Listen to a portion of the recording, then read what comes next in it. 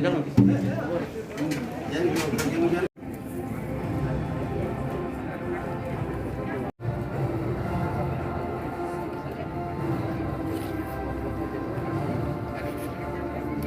Tahun perjalanan Bersih Makassar ini adalah sesuatu yang sangat luar biasa dan banyak kado-kado istimewa yang kita hadirkan di ulang tahun ke-60. Misalnya pembangunan gedung kampus Parpar sebagian dari penguatan UNM itu sendiri.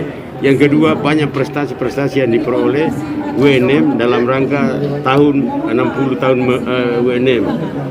Kita membawa UNM menjadi kampus entrepreneurship, itu juga bagian dari kado ulang tahun UNM ke-60. Dan banyak prestasi. Sebetulnya world class itu kan salah satu cirinya adalah apakah kita mampu bersaing dengan alumni perguruan tinggi lain.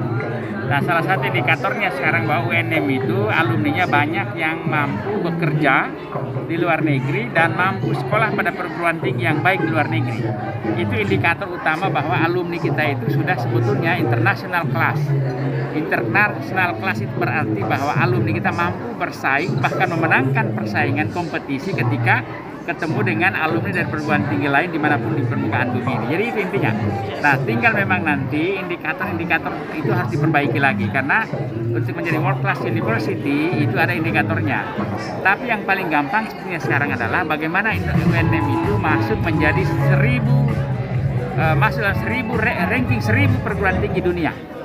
Itu yang harus kita kejar. Nah, untuk bisa target seperti itu sebetulnya tinggal di manage apa yang dihasilkan. Menurut hemat saya, produk-produk yang dihasilkan hasil dari Tridharma perguruan tinggi UNM sudah banyak. Tinggal mau di manage itu agar nampak sehingga pada saat perankingan misalnya dari Webometric, dari QS Rank itu muncul.